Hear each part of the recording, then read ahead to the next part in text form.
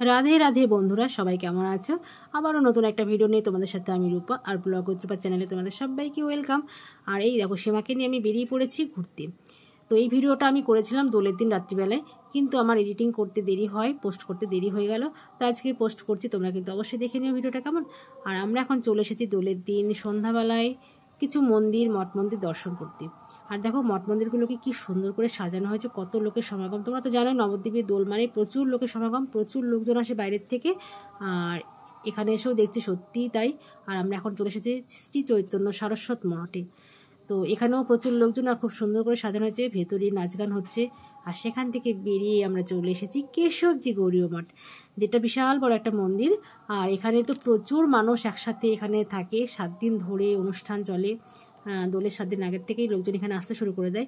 আর এই দেখো, বাইরে কত দোকান বসেছে, কত সবাই প্রচুর কেনাকাটা করছে, কেননা যারা বাইরের থেকে এসেছে তারা তো কেনাকাটা করবেই। আর আমরা এখন চলে এসেছি মন্দিরের একদম মেন মন্দিরের ভেতরে, যেখানে আসলে সত্যি মানে কি বলবো, নিজেকে স্থির রাখা যায় না। কেননা এখানে কি বলতো, এখানে গান বাজনা হয় এবং তার তালে তালে সবাই যারা যারা ভেতরে থাকে প্রত্যেকেই নাচ গান মানে নাচানাচি করে আর কি। তো সেটা দেখে কিন্তু স্থির থাকা যায় না। ওই দেখুন, ওরা গান করছেন, ঠাকুরের আরতি হয়, আর তার সাথে সবাই তালে তালে নাচে। তো আমাদেরও খুব ভালো লাগলো দেখে। আর আমাদের সীমারানী বললো, চলো রূপাদি, তুমি আর আমি দুজনে মিলে নাচতে শুরু করে দিই। তো সীমাকে বললাম, ঠিক আছে তুই শুরু কর, আমি ভিডিওটা করতে থাকি। আর এই দেখো কত মানুষ, দেখেছো এখানে প্রচুর মানুষ, কত ফ্যান চলছে, কিন্তু প্রচুর গরম কিন্তু ভেতরটা। খুব গরম লাগছিল, কিন্তু তবুও ভালো লাগছিল। এত গরম লাগছে, তবুও মনে হচ্ছে যে না, বেশ কিছুক্ষণ থাকি আর ওদের সাথে একটু নাচানাচি করে যাই। দেখতেই পাচ্ছ কেমন সবাই আনন্দ করছে। আর ওই দেখো আমাদের সীমারানী নাচছে, আর আমি ভিডিওটা করছি। তো দেখে আর স্থির থাকতে পারলাম না, আমরা দুজনা শুরু করে দিলাম গানের তালে তালে নাচ।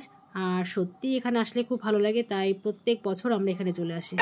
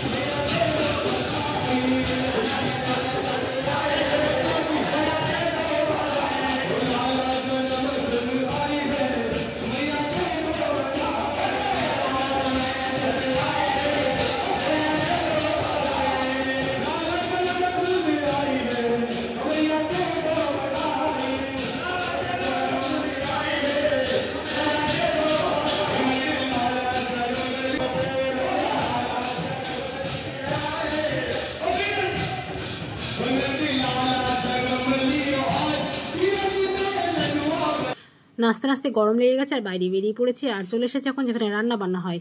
তো 7 দিন ধরে যে ভক্তবৃন্দরা এখানে থাকে তাদের রান্না বান্না এখানে চলে। দেখতেই পাচ্ছ কত বড় বড় সব রান্নার জায়গা, প্রচুর মানুষের রান্নাবান্না এখানে করা হয়। আর 7 দিন ধরে খাওয়ানো হয়, আর আশেপাশের লোকজনও এখানে প্রসাদ নেয় 7 দিন ধরে। তো দেখতে পাচ্ছ এখানে সবাই বসে খাওয়া দাওয়া করছে, খাওয়া দাওয়ার জন্য বসে গেছে যে যার মতো জায়গা নিয়ে। বাঙালি প্রসাদ পাওয়া যায় বলে সাইনবোর্ড ওখানে লেখা রয়েছে। রাত্রি হয়ে গেছে, স্বাভাবিক ব্যাপার, সবার খিদে পেয়ে গেছে, সবার যে যার মতো জায়গা নিয়ে বসে পড়েছে। আর আমরা এখন বেরিয়ে পড়েছি বাইরে ভাপা পিঠে খাবো বলে। তো আমাদের সীমারানীর ইচ্ছে হচ্ছে একটু ভাপা পিঠে খাবে, তো আমি আর সীমারানী ভাপা পিঠে খাচ্ছি। আর এই দেখো সীমারানী কি মজা করে করে ভাপা পিঠে খাচ্ছে, দেখেছো কি মজা করে খাচ্ছে। আর সমস্ত দোকান আমরা ঘুরে ঘুরে দেখছি। তো ঠিক আছে বন্ধুরা, ভিডিওটা এখানে শেষ করি। তোমরা খুব ভালো থেকো, সুস্থ থেকো, সাবধানে থেকো, কেমন, টাটা।